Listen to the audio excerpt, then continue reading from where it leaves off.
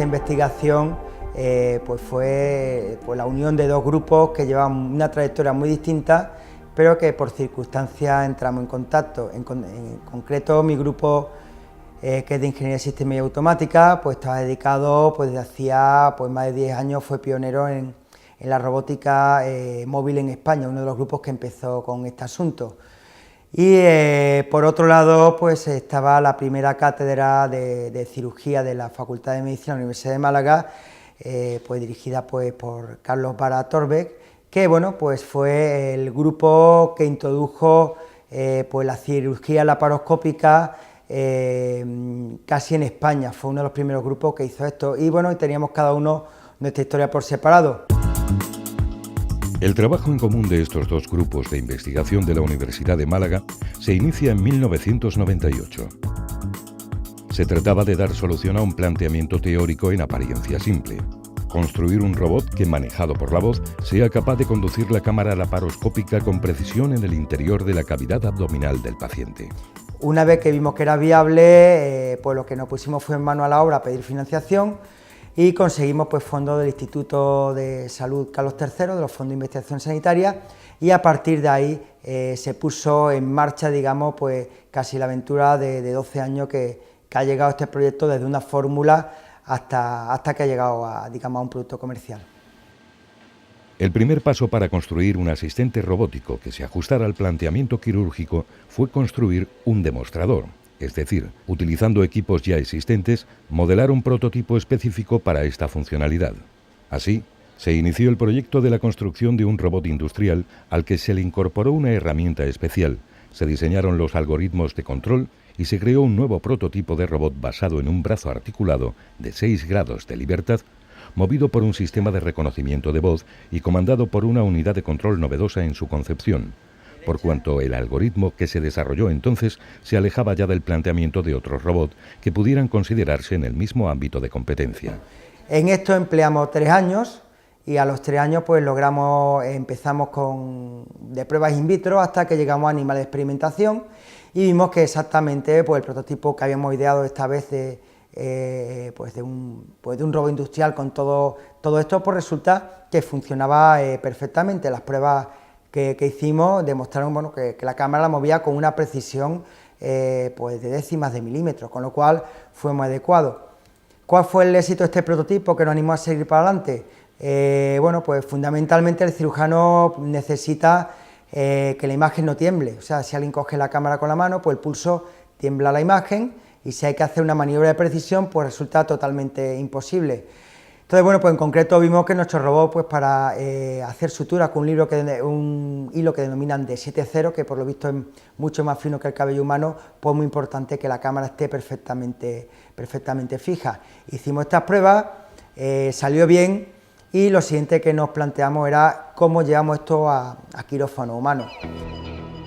Resueltos los problemas científicos de control y precisión del movimiento del robot y demostrada su utilidad y ventaja sobre los modelos quirúrgicos empleados hasta el momento, había que dar solución a los nuevos problemas tecnológicos que planteaba el uso específico del robot en un quirófano hospitalario.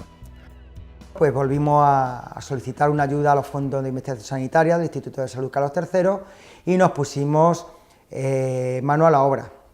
Entonces, bueno, pues decidimos esta vez.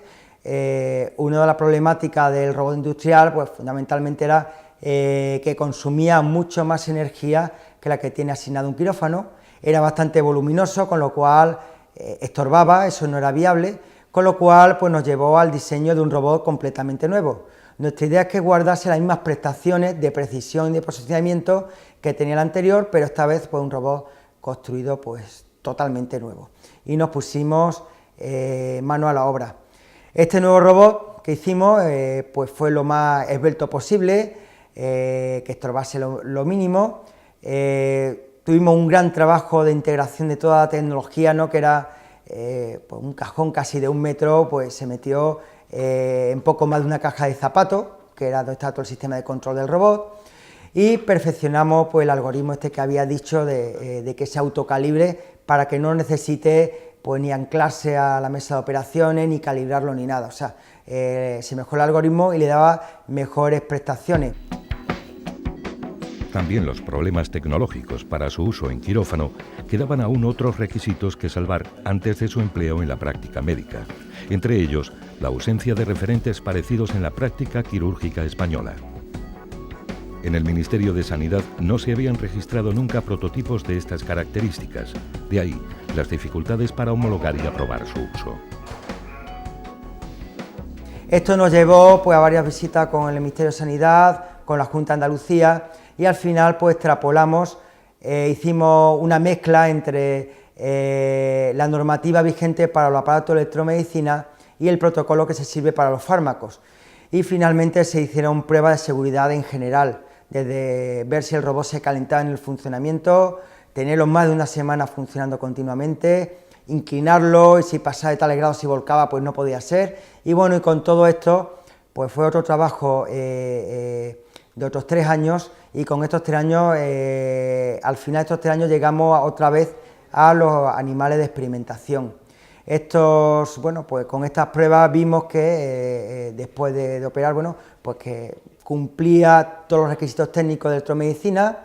Con los animales, bueno, pues hicimos las primeras pruebas de como la extrapolación, digamos, de un fármaco, y una vez hecho eso, pues empezamos a elaborar lo que sería el protocolo clínico, consentimiento informado para el enfermo y demás papeleo, comités éticos que hubo que pasar para llevar este robot al quirófano.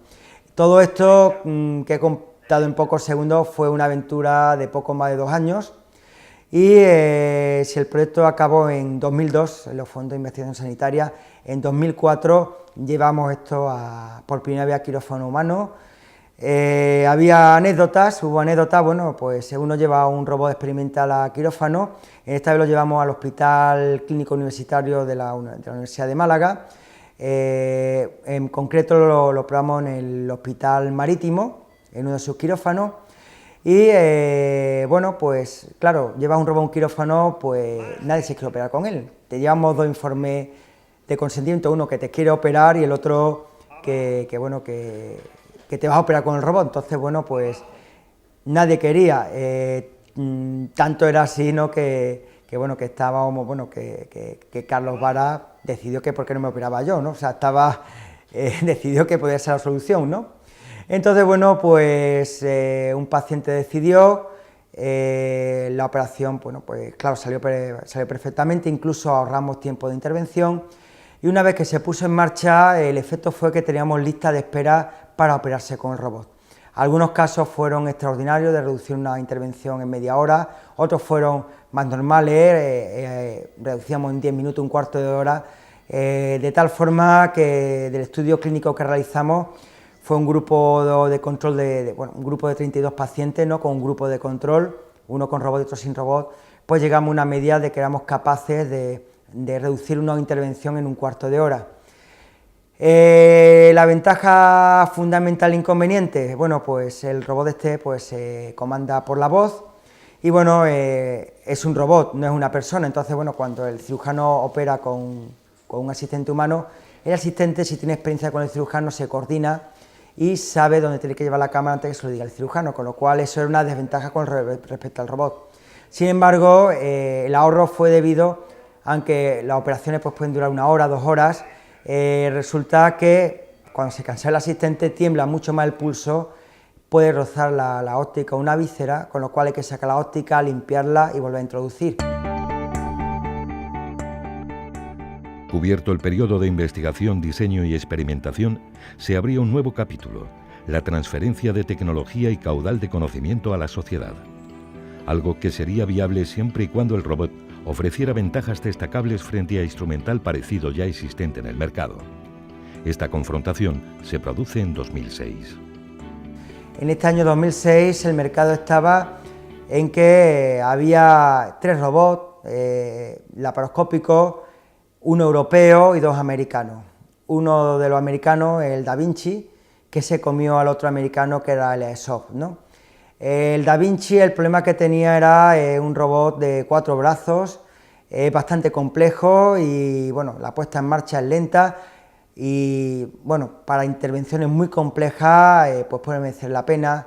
Estaba concebido para cirugía cardíaca, aunque no sé todavía si se ha llevado a cabo para esto, pero estaba diseñado para esto, aunque ha tenido mucho éxito en cirugía de la próstata. Era un robot teleoperado muy complejo y bueno, pero tiene grandes capacidades, ¿no? Tenía un coste de, no sé, 1,5 millones de euros, más mantenimiento y todo esto. El otro que había, el ESOP, era muy parecido a nuestra concepción, pero resulta que necesitaba el robot anclarse a la camilla operaciones, porque hay que saber exactamente dónde está el robot con respecto al paciente. Finalmente, la empresa Sener, que desarrolla componentes tecnológicos para la industria aeroespacial, náutica, mecánica y las ingenierías en general, se interesó por la puesta en el mercado de este producto. Bueno, pues empezamos una aventura de transferencia del conocimiento. La aventura consistía en que nos licenciaban pues, la serie de patentes que teníamos del robot. Después iban a construir un prototipo y este prototipo era, digamos, el que iba a pasar el marcado CE. Fue muy interesante porque vi la otra parte, ¿no? Cómo es la documentación de un producto. Hubo que rehacer, bueno, pues, digamos, no rehacer, sino replicar, digamos, todos nuestros robots en la empresa esta que tenía la sede en el Parque Tecnológico de Tres Cantos en Madrid. Y bueno, pues replicar toda nuestra electrónica, replicar la mecánica, mejorar algunos aspectos. Hubo, digamos, una parte, hubo que reprogramar el software para hacerlo de cierta forma que, digamos, lo exigía el marcado CE, y todo esto documentarlo con un sistema de control de la calidad súper exhaustivo. Bueno, pues con esto se llegó a un primer prototipo que tenía el marcado CE, con lo cual ya deja de ser producto de prototipo, era un producto. Y con este producto, el año pasado, me parece que fue a finales de mayo de 2009, lo llevamos al Hospital Clínico Universitario, donde realizó sus 3 primeras intervenciones pues, con total éxito, perfectamente.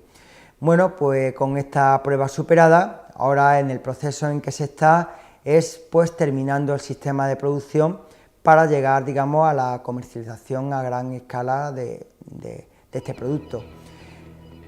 Es esta, en breve síntesis, la historia de 10 años de trabajo universitario, compartido por 2 equipos que, aunando esfuerzos, han conseguido poner a disposición del mundo de la medicina el primer robot quirúrgico que se fabrica en España.